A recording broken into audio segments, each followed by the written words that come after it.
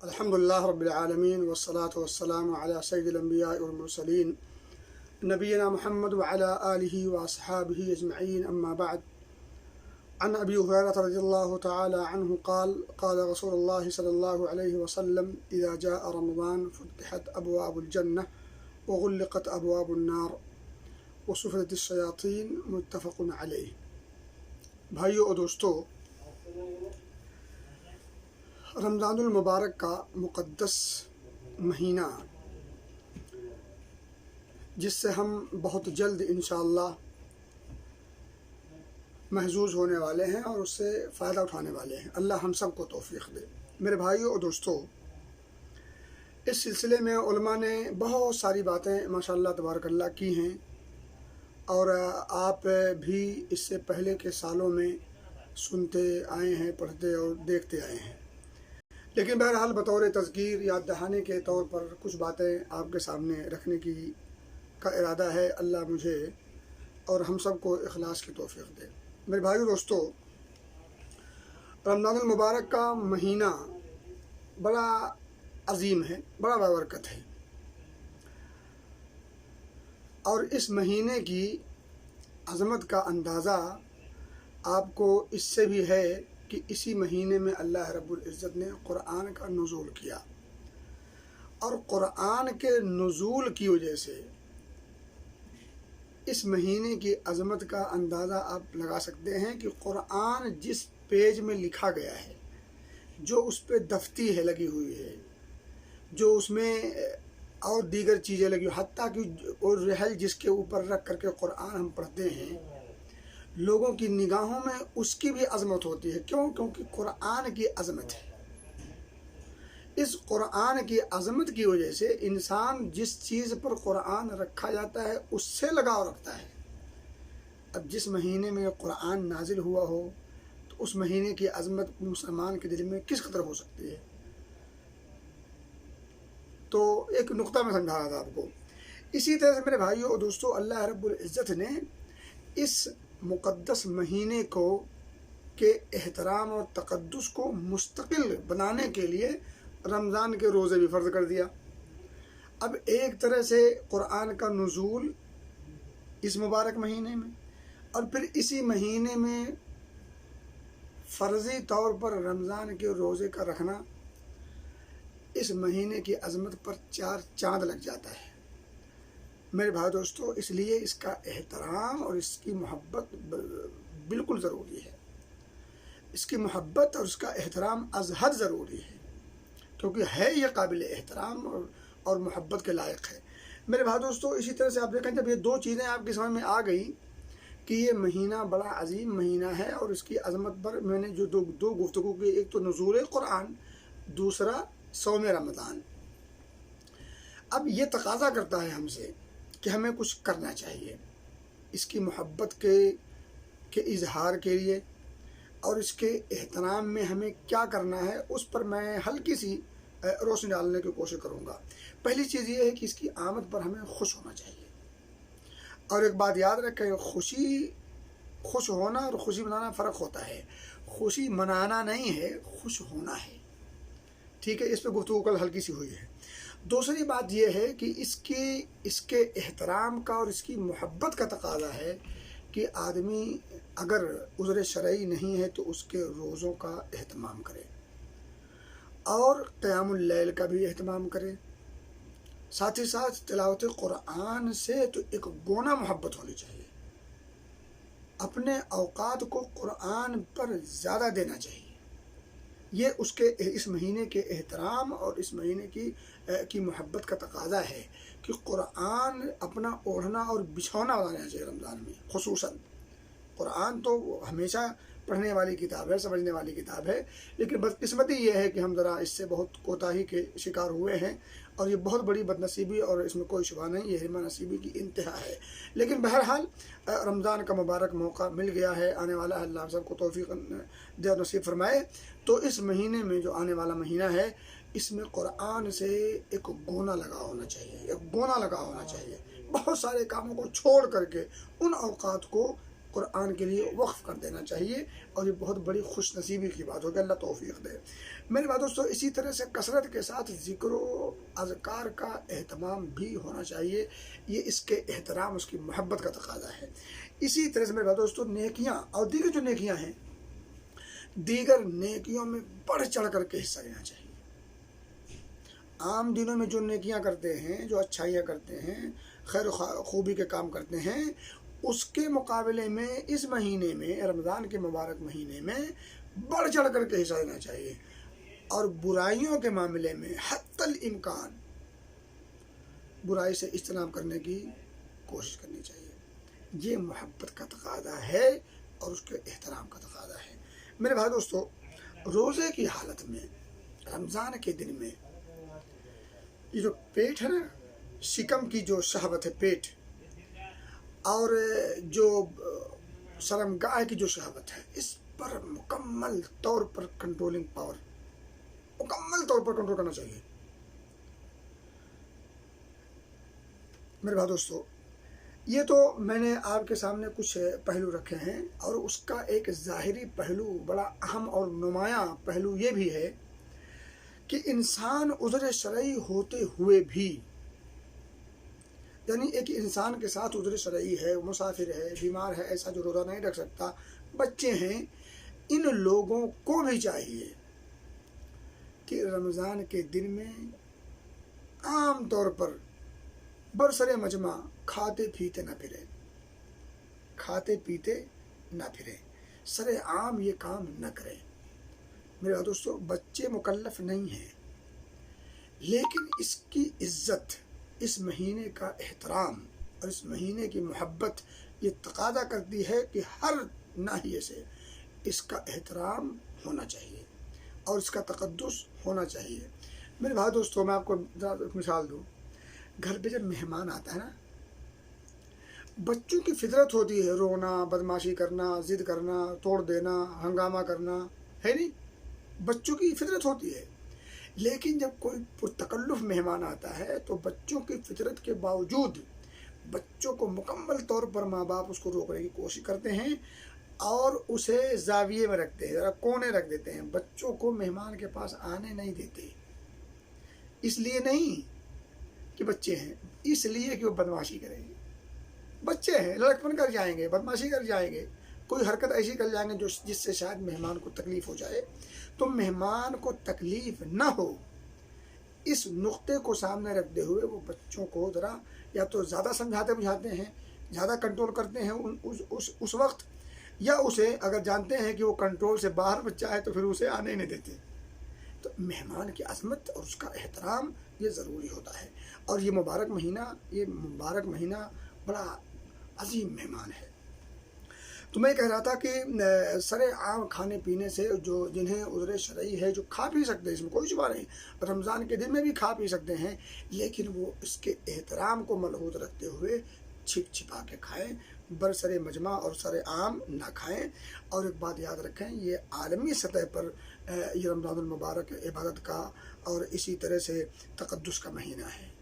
عالمی سطح پر آپ دیکھیں، جہاں پورے دنیا میں جہاں مسلمان رہتے اور بستے ہیں، وہ اس مہینے کی تقدس کو سامنے رکھتے ہوئے اور اس کے اندر جو روزے فرض ہیں اس کی فرضیت کو سامنے رکھتے ہوئے، ان تمام چیزوں کو ملحوظ رکھتے ہوئے عبادت کے جتنے جتن ہو سکتے ہیں پوری کوشش کرتے ہیں، اور اللہ رب العزت کو خوش کرنے کی تگ و دو کرتے رہتے ہیں۔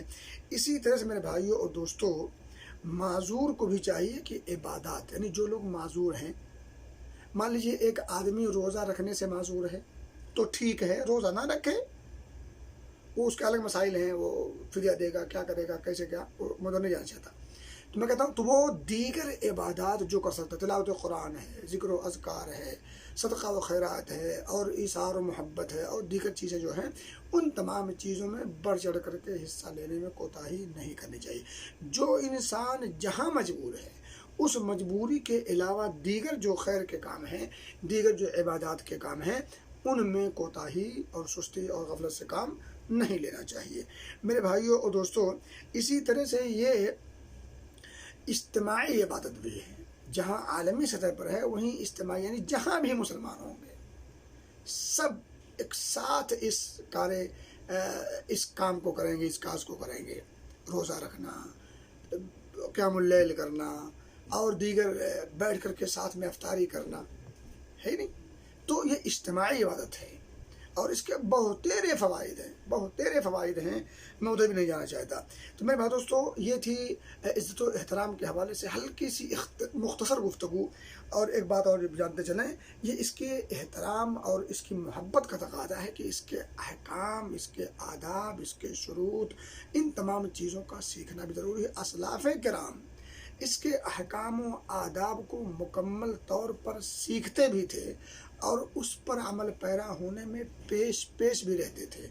اس لیے ہمیں چاہیے کہ ہم بھی روزے اور رمضان کے دیگر جتنے کم از کم جو موٹے مسائل ہیں، جو بنیادی مسائل ہیں، ان تمام چیزوں کو ضرور سیکھ لیں تاکہ ہم کام صحیح طور پر کر سکیں اور ہم سے کوئی خامی اور غلطی نہ ہو سکے۔ میرے بھائیو اور دوستو، یہ تھی ایک بات۔ دوسری بات میں آپ کو بتا دوں، دوسری بات وہ یہ کہ یہ رمضان کا مبارک مہینہ، پورا مہینہ، وہ 30 دن پر مشتمل ہو یا 29 دن پر، پورا مہینہ تربیت کا مہینہ ہے۔ یہ مہینہ ہمیں اللہ رب العزت نے جو دیا ہے، ہماری تربیت کے لیے دیا ہے۔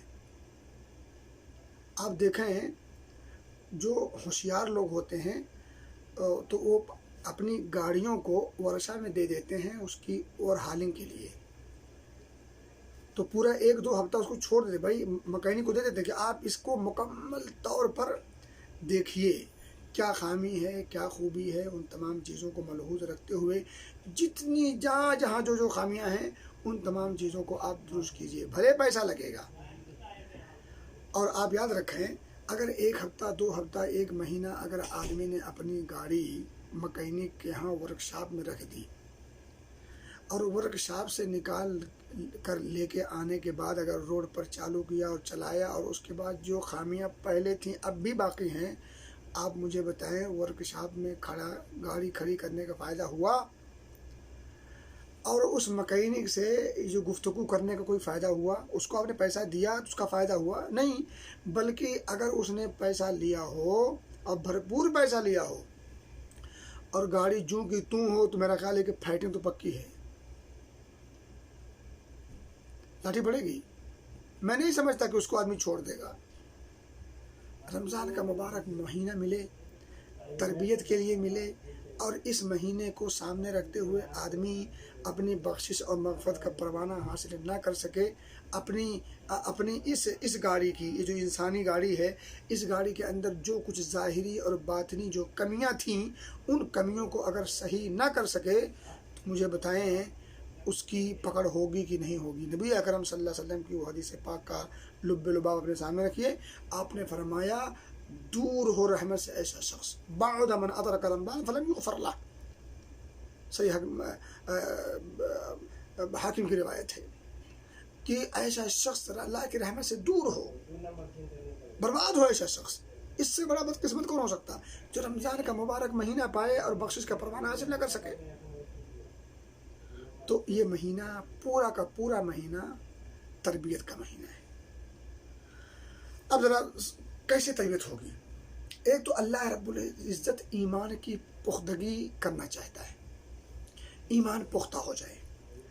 اور میرے بھائی دوستو، ظاہر سی بات ہے، ایمان کی پختگی یہ اندرونی چیز ہے۔ ایک انسان روزہ رکھتا ہے، بھوک اور پیاس کی شدت ہوتی ہے، گھر میں طرح طرح کے پکوان اور طرح طرح کے مشروب، لذیذ میٹھے، شربت روح افزا آپ کے پاس موجود ہے، اور طرح طرح کے عصیر اور پینے کی چیزیں موجود ہیں، اور اچھی سے اچھی، لذیذ سے لذیذ اور محبوب سے محبوب غذا اور کھانے کی چیزیں آپ کے پاس موجود ہیں، مگر آپ پھر بھی نہیں کھاتے۔ حلال ہے، حلال چیزیں ہیں اور حلال پیسے، حلال کمائی سے خریدی ہوئی چیزیں ہیں، اور پوری جو ہے فریج بھری ہوئی ہے، بھوک کی شدت ہے، پیاس کی بھی شدت ہے، مگر ان تمام کے باوجود آپ اسے کھانے اور پینے کی طرف اپنے ہاتھ کو لپکانا تو بہت دور، سوچ میں بھی نہیں آتا۔ یہ ایمانی تصور پیدا کرنا ہے۔ ایمان کی پختگی پیدا کرنا مقصود ہے۔ پورا ایک مہینہ اللہ رب العزت نے اس طرح سے آپ کو امتحان میں رکھا ہے تاکہ آپ کا ایمان، میں نے ایک جھلک دی ہے آپ کو۔ اسی طرح سے میرے بھائیوں اور دوستوں، اس مہینے میں رمضان کے روزے کی شکل میں انسان اپنے نفس پر قابو پانے کی تربیت پاتا ہے۔ روزہ رکھے ہوئے ہے، بھوک اور پیاس اور دیگر چیزیں، ان تمام چیزوں کو وہ نہیں کرتا، ضرورت بھی محسوس کرتا ہے، وقت کا تقاضا بھی آ جاتا ہے، لیکن وہ کنٹرول کرتا ہے اور کنٹرول کر لے جاتا ہے، اپنے نفس پر مکمل طور پر قابو پا جاتا ہے۔ آپ کو پتا ہوگا کچھ لوگ کچھ چیزیں کھانے پینے کے عادی ہوتے ہیں، خاص کر بری جو لت لگے نا، بیڑی، سگریٹ، کھینی، پان، تمباکو وغیرہ وغیرہ، خاص کر دیکھیں جو عادت ہوتی ہے نا، عادت عموماً وہی ہوتی ہے جو بد ہوتی، بری ہوتی ہے۔ کوئی آدمی یہ نہیں کہتا مجھے کھانا کھانے کی عادت ہے، لیکن پان کھانے کی عادت ہے نا، سگریٹ پینے کی عادت ہے، پانی پینے کی عادت نہیں۔ حالانکہ پانی پینا جسم انسان کے لیے ضروری ہے، لیکن 12 گھنٹہ وہ پانی پیے بغیر، 12 گھنٹہ 13 گھنٹہ جو بھی ہو۔ تو میں کہہ رہا تھا کہ ان جو لوگ اس بری عادت میں پھنسے ہوئے ہوتے ہیں، عادت کے شکار ہوتے ہیں، وہ لوگ بھی اپنے نفس پر قابو پا لیتے ہیں۔ تو یہ تربیت کا مہینہ ہے۔ اب یہی دیکھیں کہ اگر وہ رمضان کے مہینے کے دن میں اپنے نفس پر مکمل طور پر کنٹرول پا لیتا ہے، اس کے بعد رمضان کی رات میں یا دیگر مہینوں کے ایام اور اوقات میں اگر کہتا ہے یہ عادت ہے چھوٹتی نہیں، تو وہ جھوٹ بولتا ہے، وہ چھوڑنا نہیں چاہتا۔ شیطان حاوی ہے اور اس کی جال، اس کے چنگل میں وہ پھنس چکا ہے، وہ اپنے عمل سے ظاہر کر چکا ہے۔ 12 گھنٹہ مکمل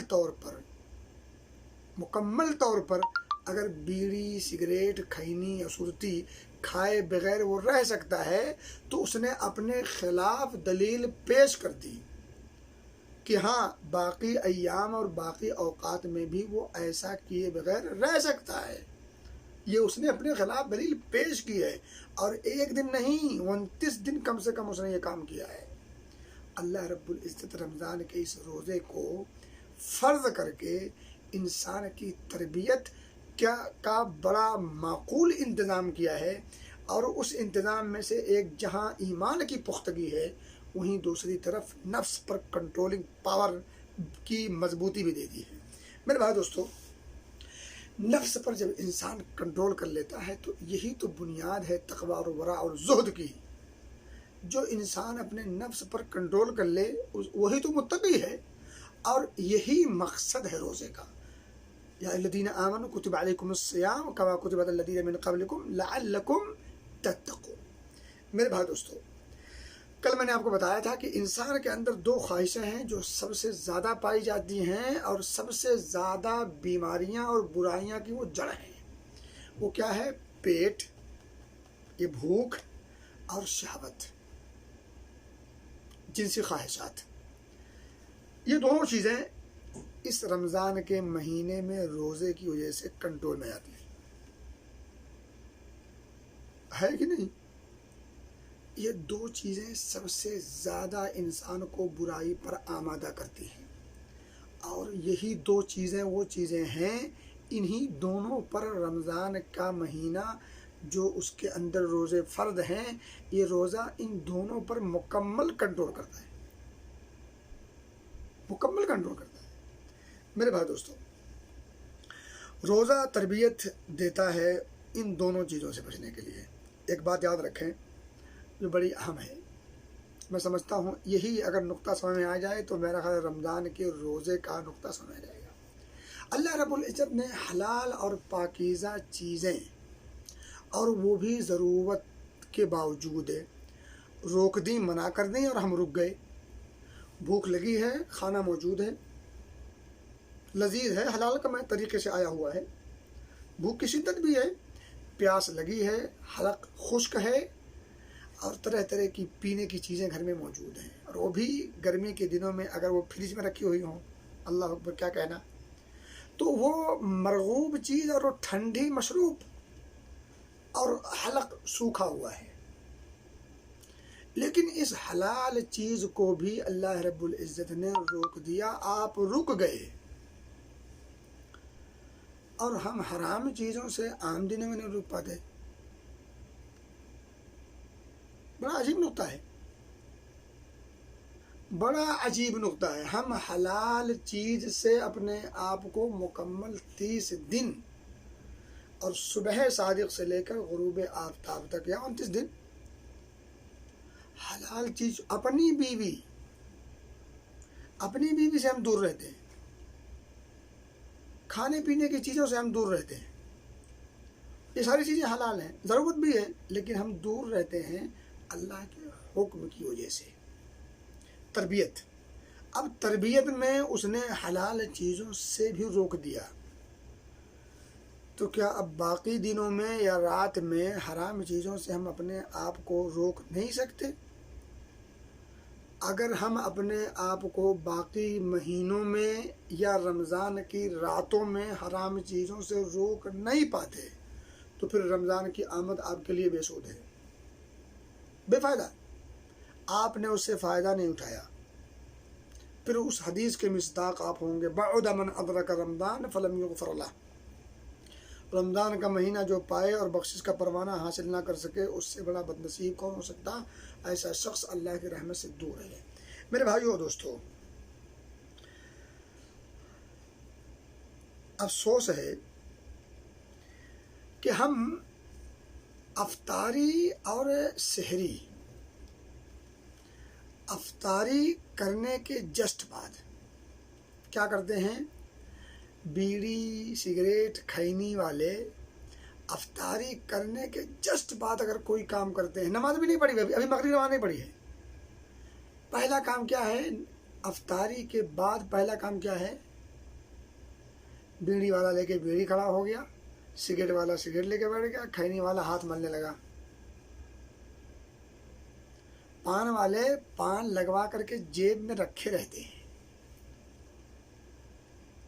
افطاری کی کہ سب سے پہلا کام نماز نہیں، نہ نماز نہیں، پہلا کام کیا؟ کھینی والا کھینی کی تلاش میں ہے، اور بیڑی اور پان والا سگریٹ والا اپنی تلاش میں ہے۔ میرے بھائیو اور دوستو، سوچنے کی بات ہے۔ ہاں بس میں اب آپ سمجھ گئے، میں اشارہ میں کافی ہے۔ اور اگر ایسا ہم کرتے ہیں تو پھر یہ ایک طرح سے، یہ اس کو روزہ تو نہیں کہیں گے نا، یہ ایک طرح سے بھوک ہڑتال کہہ سکتے اس کو۔ اگر آپ کے دل میں اور آپ کی ذات پر انقلاب نہ آئے اور برائیوں سے اجتناب کی حرص نہ بڑھے، اس سے اپنے آپ کو اگر روک نہ پائیں تو معاملہ بہرحال سنگین ہے۔ میرے بھائی دوستو، یہ مہینہ عبادت کا مہینہ، تربیت کا مہینہ ہے، اور آپ دیکھیں اس مہینے میں دیکھیں رات کی نماز دیگر مہینوں میں دیگر راتوں میں بھی مسنون ہے، مستحب ہے، اچھا عمل ہے، بلکہ بڑا محبوب عمل ہے، اللہ کو بہت بھاتا ہے۔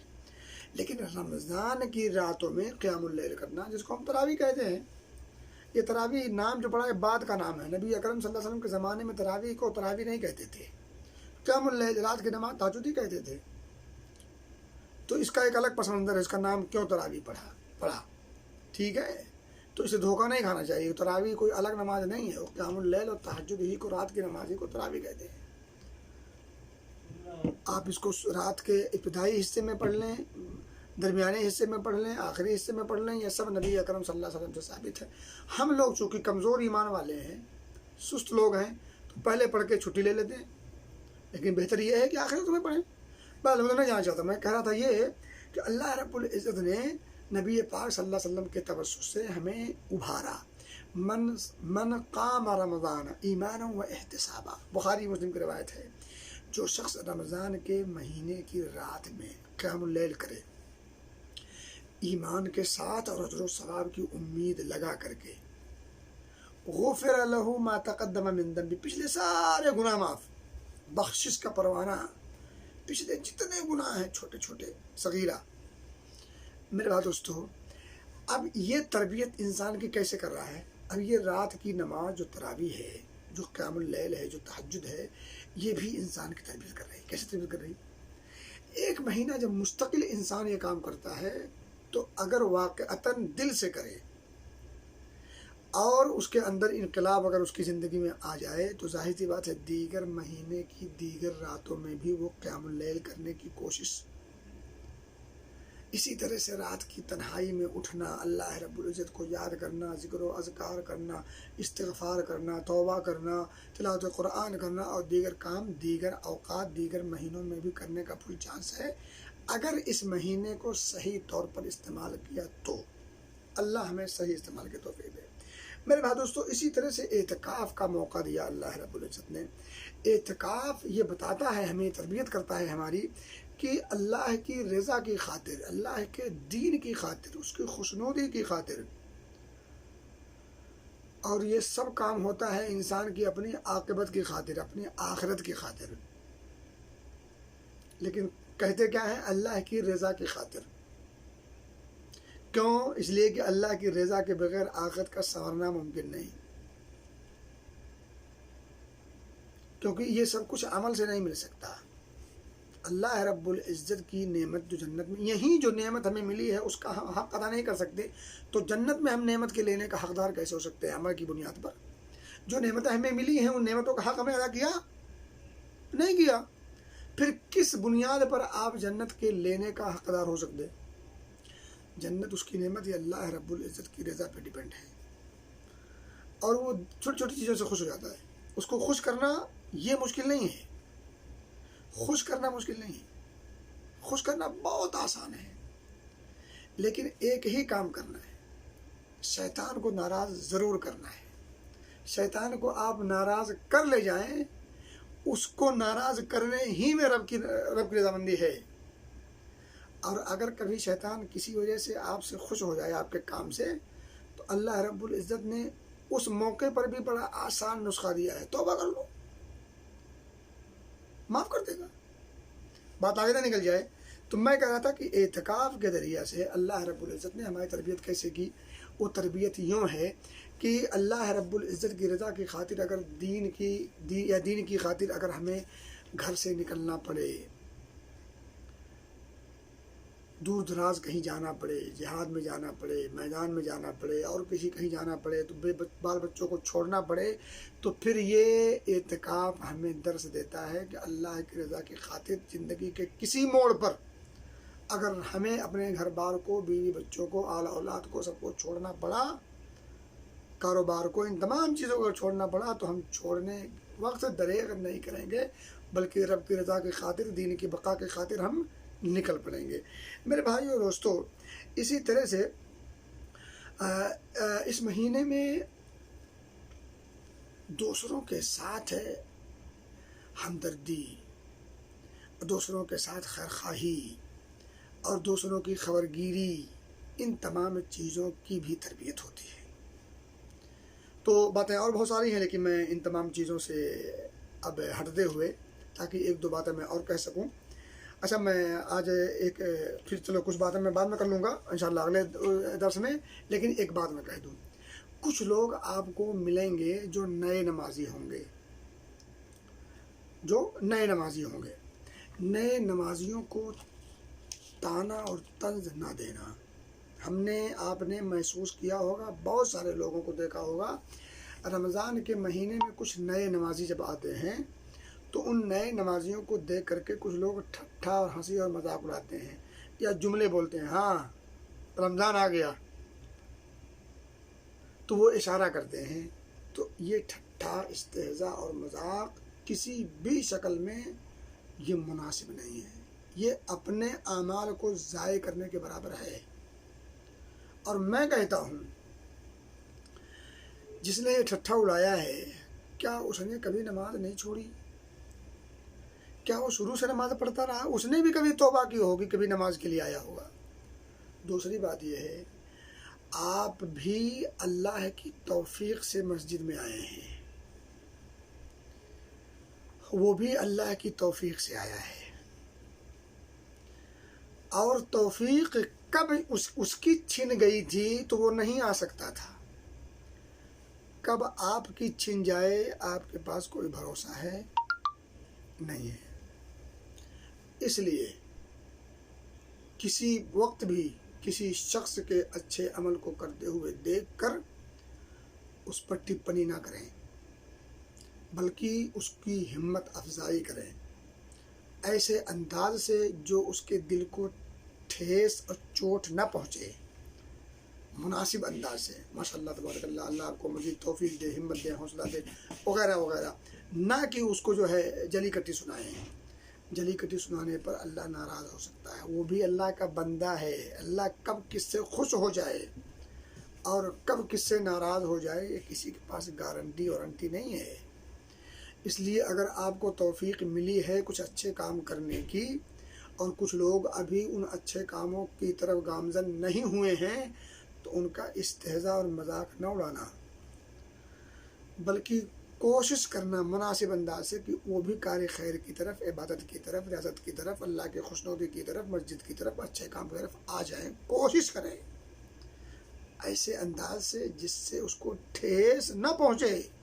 یاد رکھیے گا میرے بھائی دوستو، ایسے لوگوں کو کبھی کمتر نہیں سمجھنا چاہیے، اور جو اصول ہے جو اللہ رب العزت کو پسند ہے وہ ذرا ایک بات، آخری بات آج کی، عبادات ہوں یا دنیا کا کوئی بھی معاملہ ہو، آپ ایک دن 1000 کما لو، 3 دن آپ کچھ نہ کرو، یہ عمل آپ کا مناسب نہیں ہے۔ روز آپ 100 روپے کماؤ لیکن ڈیلی کماؤ، یہ آپ کا مناسب عمل ہے۔ یہ کوئی کمال نہیں ہے کہ آپ ایک دن گئے کام کرنے 1000 روپیہ کمائے اور آگے گھر بیٹھ گئے، اور 3 دن 4 دن بیٹھے ہیں، اس کے بعد پھر ایک دن گئے پھر 2-4 ہزار کما لیے۔ یہ عقل مندی کا کام نہیں ہے۔ عقل مندی یہ ہے کہ روز ہونا چاہیے۔ یہی معاملہ عبادات کے ہاں بھی ہے۔ نبی مکرم صلی اللہ علیہ وسلم فرماتے ہیں، بخاری مسلم کی روایت ہے، احب الاعمال الی اللہ ادومها وان قل۔ اللہ رب العزت کو وہ عمل بہت بھاتا ہے، بہت پسند آتا ہے جو عمل، جس عمل پر ہمیشگی ہو، کنٹینیو ہو، برابر تسلسل سا چلتا رہے، اگرچہ وہ تھوڑا ہو، اگرچہ وہ تھوڑا ہو، کنٹینیو ہو، ہمیشگی کے ساتھ ہو، مواظبت اور مداومت ہو، وہ عمل اگرچہ تھوڑا ہو۔ یہ میں رمضان سے ہٹ کے بات کر رہا ہوں۔ میں رمضان کے مہینے میں خوب بڑھ چڑھ کر کے حصہ لیں، جان توڑ کوشش کریں ہر اچھے کام کے لیے، اور برائی سے بچنے میں بھی جان توڑ کوشش کریں۔ ہر برائی سے بچنا ہی بچنا ہے اور ہر خیر و خوبی کی طرف بڑھنا ہی بڑھنا ہے، لیکن جب عام طور پر عام کام کریں، ان کاموں میں آپ اس پیمانے کو سامنے رکھیں کہ جو کام کرنا شروع کریں ہمیشگی کے ساتھ کریں، وہ کام تھوڑا ہو اس سے کوئی فرق نہیں پڑتا۔ آپ 1 روپیہ روز خرچ کرو، صدقہ خیرات کرو، للہ فی اللہ 1 روپیہ، یہ بہتر ہے کہ آپ نے کبھی 100 روپے، 200 روپے، 1000 روپے خرچ کر دیا، اس کے بعد پورا سال خاموش رہے۔ وہ حالانکہ آپ اس 1000 کو آپ ڈیلی دیتے تو 1000 دن میں آپ کو 1000 ہی ہوا، لیکن یہ کمال نہیں ہے کہ آپ جوش میں آئے اور 1000 روپے دے دیا اور پھر سال کے سال بھول گئے۔ 1 روپیہ آپ خرچ کرو۔ دیکھیں، مداومت کرنے میں ایک اور بڑا مسئلہ، ایک اور خوبی پیدا ہو جاتی ہے۔ جب آپ روز خرچ کرتے ہیں نا، روز عبادت کرتے ہیں نا، روز مسجد جاتے ہیں، روز قرآن کھولتے ہیں، روز کسی کے ساتھ خیر خواہی کرتے ہیں، تو یہ خیر خواہی کرنا، یہ اچھے کام کرنا آپ کو مزید اچھے کام کی طرف ابھارتا ہے۔ اچھا عمل اچھی طرح، اچھے راستے کو مزید کھول دیتا ہے، یہ اس کا ایک پلس پوائنٹ ہے۔ تو کہنے کی بات یہ ہے کہ کام اگرچہ تھوڑا ہو، اس کے چھوٹے پن پہ نہ جائیں، توجہ اس بات پر ہو کہ وہ تسلسل کے ساتھ ہو، ہمیشگی کے ساتھ ہو۔ نبی مکرم صلی اللہ علیہ وسلم کا فرمایا، احب الاعمال الی اللہ ادومها وان قل۔ اگرچہ وہ تھوڑا ہو کم ہو، اس سے قطع نظر اللہ کو بہت بھاتا ہے کہ وہ ہمیشہ کیا جائے۔ اللہ سے دعا ہے کہ اللہ رب العزت ہمیں سمجھنے کی توفیق دے اور عمل کی توفیق دے۔ آمین۔ وآخر دعوانا ان الحمد للہ رب العالمین۔